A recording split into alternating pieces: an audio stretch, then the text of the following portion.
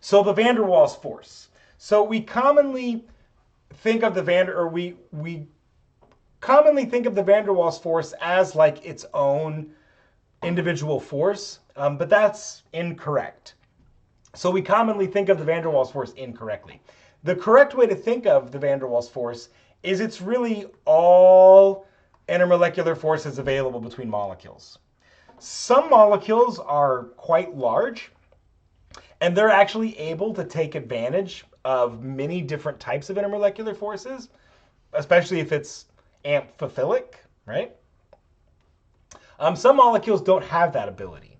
So in any event, when we kind of think about the sum total of all intermolecular forces, the dispersion forces, the hydrogen bonding, the dipole-induced dipole, we kind of think of that as a whole as the van der Waals force, okay? And so the biological world, I'm going to show you some really cool stuff with biology, very briefly, biology. So the biological world has really figured out how to take advantage of the van der Waals force. It's exceedingly good. I hope I have the picture. Yes, I got a couple pictures. One picture that I just realized I don't have in here, which is a shame. Any of you ever seen a gecko like smash its hand, right? Climb up a glass wall? How does it do that? It's the van der Waals force, right? It's not like, you know, like busting into the glass or whatever. That would be really hard for it to do. Its feet have all of these remarkable little structures that contain molecules that are capable of either hydrogen bonding or London dispersion forces, whatever it needs to do, right? Those suction cups stick to the surface via the van der Waals force, okay?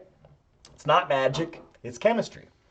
And so some other really cool manifestations of the van der Waals force: surface tension and capillary action. So surface tension is the energy needed to separate the molecule at the surface of a liquid.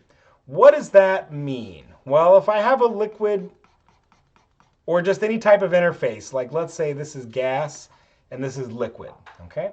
And I have a molecule and I'm trying to bring that molecule either up or down through that interface. So I'm trying to evaporate maybe a gas molecule out, or maybe a gas molecule is trying to come back through.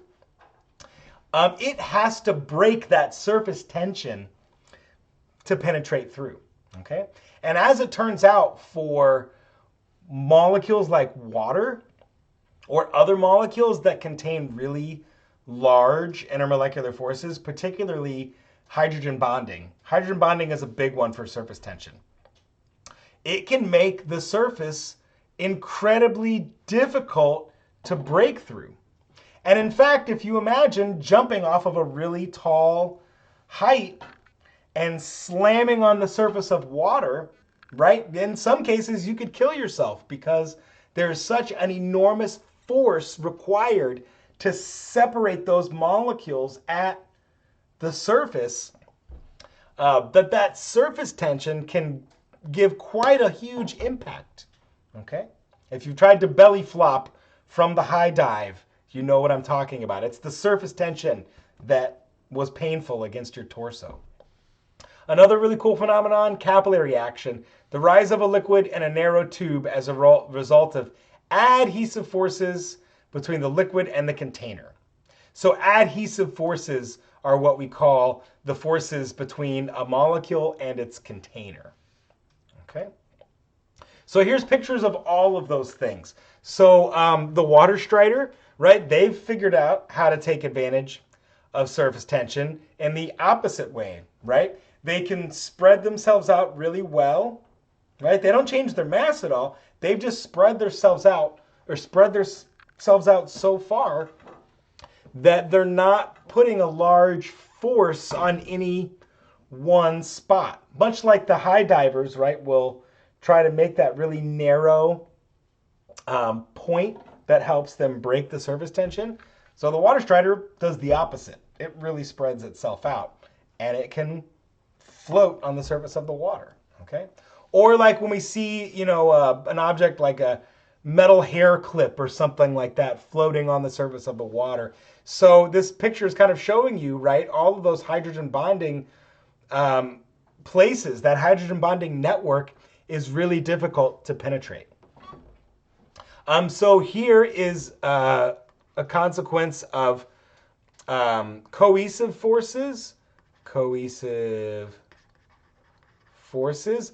The classic meniscus that you observe in liquids like water. Right? The water is very attracted to the glass container itself. That's the cohesive forces, okay? Or excuse me, what did I say?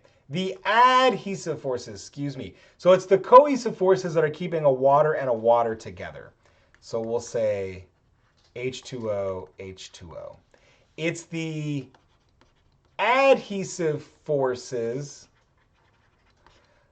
which I'll say H2O, SiO2. So silicon oxide is the glass, right?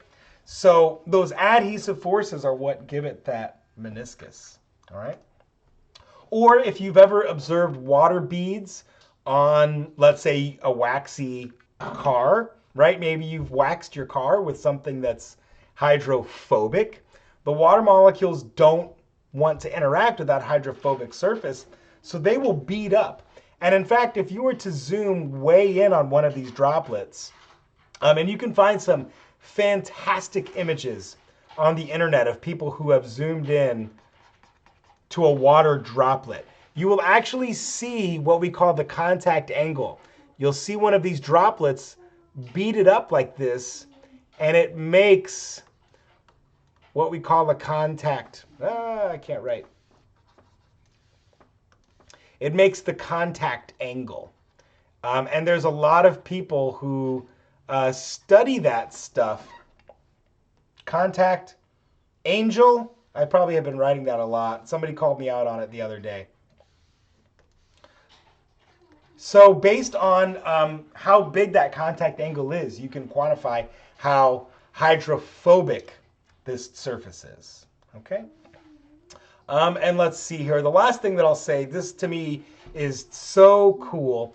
And I don't have a video link to show you this, but there's actually some local folks who have worked in answering this question. How do you get water to the top of a tree that's bigger than the Statue of Liberty without an electrical pump? Right? I mean, look at this. Coastal redwood, giant sequoia, bigger than the Statue of Liberty, bigger than the Capitol building. How the hell do you get water all the way up to that thing? I mean, think about this. Like in the skyscrapers and major cities around the world, they spend a tremendous amount of energy pumping water to the top floor so they can flush the toilet. I'm serious. Like, it takes a ton of energy to pump water up because of its surface tension, because of its adhesive forces. However, if you have like a tube, let's say, and it's this wide or so, right? I'm just arbitrarily saying how wide it is. You're going to get a meniscus like that, right? As you make the tube thinner and thinner, your meniscus becomes quite crazy. And as you get it really, really thin, you can actually get that liquid to spontaneously rise. And of course, the best example of this would be if I had a straw, and right, you put your thumb over the straw and you can keep the liquid in the straw. That's what we call capillary action. So what these trees have done is they've evolved these very, very thin capillaries that go from the root all the way up.